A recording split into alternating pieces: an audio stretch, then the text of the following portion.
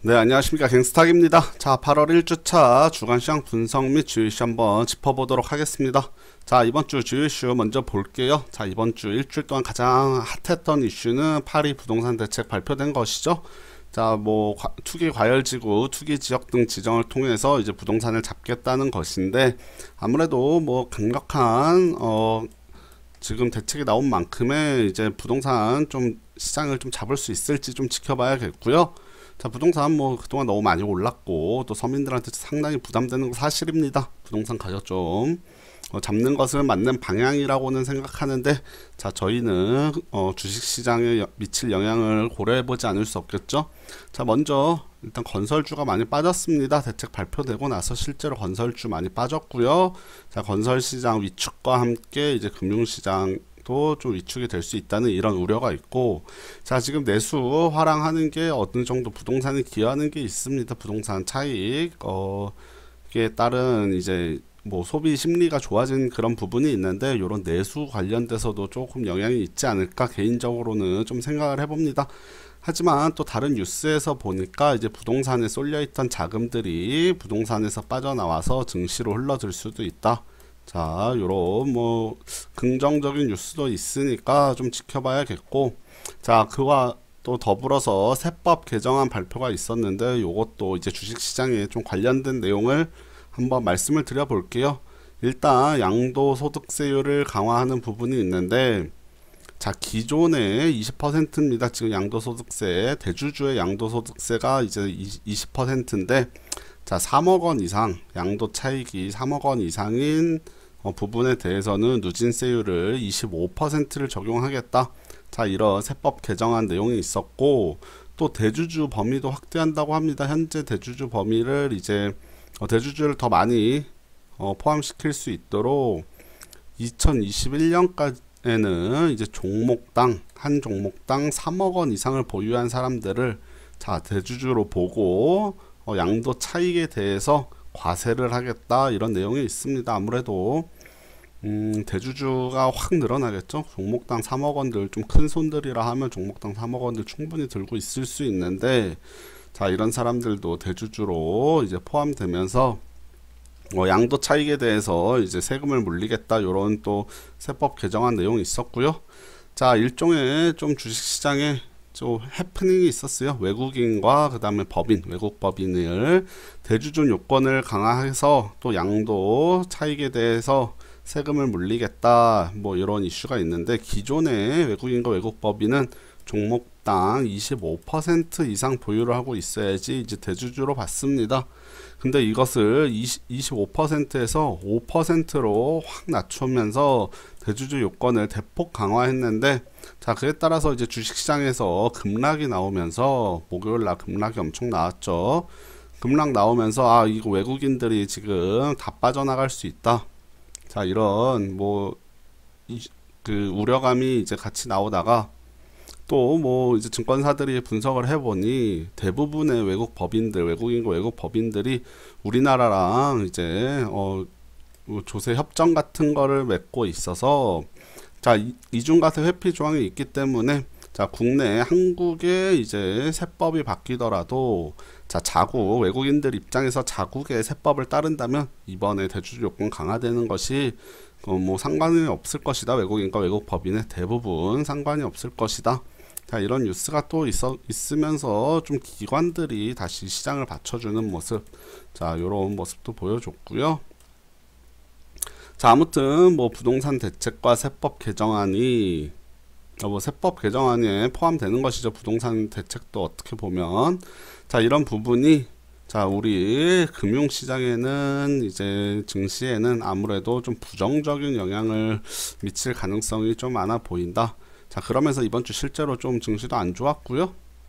자, 그리고 또 이제 다른 이슈, 뭐 크게 중요한 이슈는 아닌 것 같은데, 미국의 트럼프 대통령이 북한, 러시아, 이란의 제재안을 서명하면서 뭐 이런 것도 이제 미국발 리스크 좀 불러올 수 있다, 뭐 이런 이슈도 있는데, 자, 이번 주는 세법 개정안 이쪽 이슈가 워낙 강했기 때문에 다른 이슈는 다 파묻히는, 자, 그런 모습이 좀 있었습니다. 자, 이번 주 국내 주식시장 한번 움직임 보겠습니다. 코스피 생각보다 많이 안 빠졌어요. 뭐 엄청 목요일날 급락하고 해서 많이 빠졌다 생각했는데 약 5포인트 정도, 한 0.23% 정도 뭐 약보합 정도라고 볼 수 있겠고, 자, 코스닥은 또 반면에 지난주보다는 좀 덜하지만 거의 2% 가까이 하락을 했어요. 자, 뭐 오를 때는 오르지 못하고 빠질 때는 정말 참 잘 빠집니다, 코스닥. 자, 이번 주도 10포인트 이상 하락하면서 상당히 시장 안 좋았고, 자, 아까 앞서 설명드렸다시피 목요일날 급락장 나왔어요. 부동산 대책과 그 다음에 세법 개정안 이쪽에 대한 뭐 이슈 때문인지 뭔지 목요일날 급락장이 나왔는데, 자, 전반적으로 보는 것은 조정이 나올 시점이었다. 자, 조정이 충분히 나올 수 있는 시점이었는데, 자, 이런 또 이슈가 같이 나오면서 약간 조정 필요한 시점에 빌미를 제공한 게 아닌가, 뭐 이런 뉴스들도 있고요. 아무튼 뭐 조정 이 정도, 코스피 저 정도면 그동안 올라간 거에 비해서 뭐 조정폭 상당히 작다고 할 수 있습니다.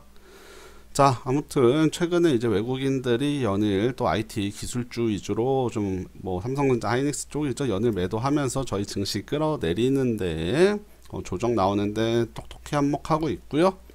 자, 다음 주에는 옵션 만기일 있습니다. 두 번째 목요일이죠. 두 번째 목요일 옵션 만기일 있어서 지금 증시 방향성이 상당히 잡기가 상당히 어려운 부분이 있는데, 자, 그런 게 있습니다.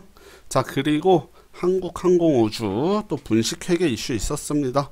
자, 방산비리 이슈로 해서 한번 좀 급락 나왔었는데 한국항공우주 또 분식회계 이슈 나오면서 한 번 더 급락 맞았어요. 자, 금요일날은 조금 버텨주는 모습이었고요. 자, 현재 보시고 있는 차트 코스피 일봉 차트입니다.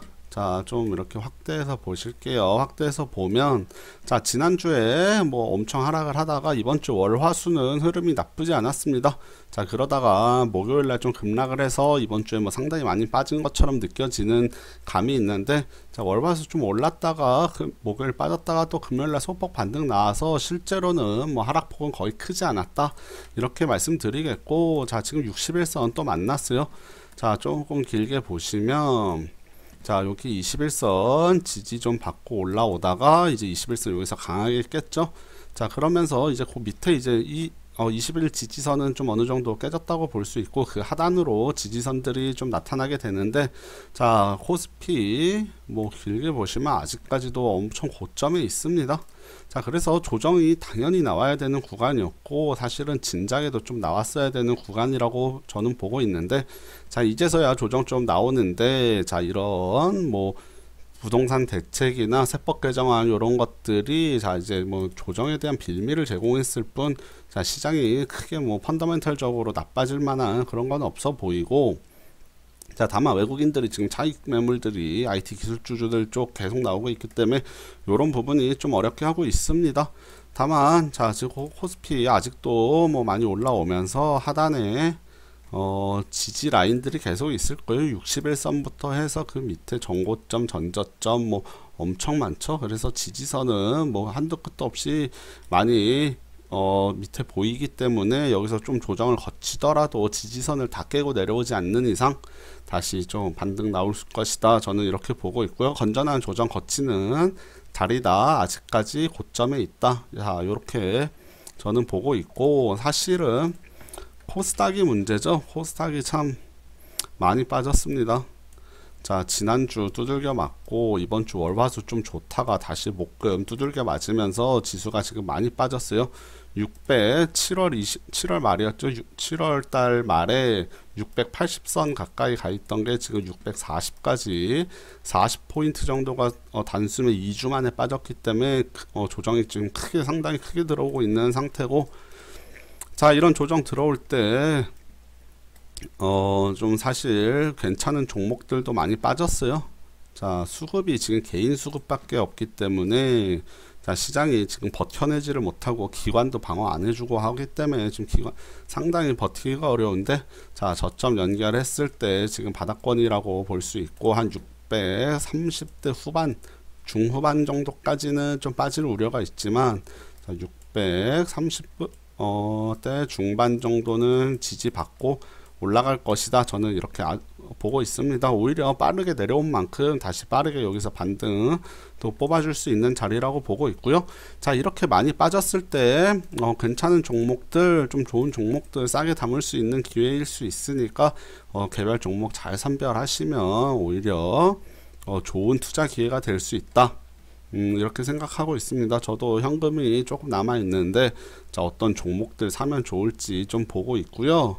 자, 건설주만 차트만 한번 볼게요. 건설주가 목요일날 엄청 빠졌습니다. 음봉이 월화 수 오르지도 못했어요. 자, 이거는 월화 수는 또 계속 뭐 하락하는 추세였고, 자, 목요일날은 무려 5% 가까이 빠졌습니다. 그러면서 건설주 차트는 뭐 코스피 차트랑은 완전히 생긴 게 다르죠. 거의 코스닥 차트랑 비슷한 정도로 빠지고 있기 때문에, 자, 부동산 대체 이런 부분이 건설주에 상당히 악영향 미친다. 당분간 좀 추이를 지켜보면서, 자, 어떻게 하는 게 좋을지. 너무 더 빠진다면 여기서 뭐 만약에 더 이렇게 하락을 한다면 반발 매수가 좀 들어오면서 상승할 수 있는데, 좀 당분간은 좀 추이를 지켜보자, 이렇게 말씀드리도록 하겠습니다. 자, 요새 시장에서 외국인들의 이탈이 좀 만만치가 않습니다. 외국인들 차익 매물이 계속 쏟아지면서 외국인들이 강하게 이탈하고 있는데, 또 기관이 나서서 코스피 같은 경우는 방어해주고 있고, 코스닥 같은 경우는 뭐 그동안 뭐 고점은 아니고 사실 저점 근처에 있기 때문에 그렇게 뭐 위험한 구간은 아니기 때문에, 자, 여기서 뭐 종목만 잘 골라서 간다면, 물론 종목이 중요하죠. 지수보다는 개별 종목이 중요하기 때문에, 자, 그런 거 좀 분석 많이 하셔가지고 좀 안정적인 종목들 눌림목에 딱 나왔을 때 매수하는 그런 관점에서 투자 포인트 잡으시면 될 것 같습니다. 자, 지난주 이번주 상당히 어려운 시장이 이어지고 있는데, 자, 다음주 8월 둘째 주에 옵션 만기일이 있는데, 요 기점으로 해서 다시 한번 반등 나올 수 있지 않을까, 이렇게 기대해 보겠고요. 자, 8월 첫째 주차 시황 분석 방송은 여기까지 하고 마치도록 하겠습니다. 네, 또 다음 주에 찾아뵐게요.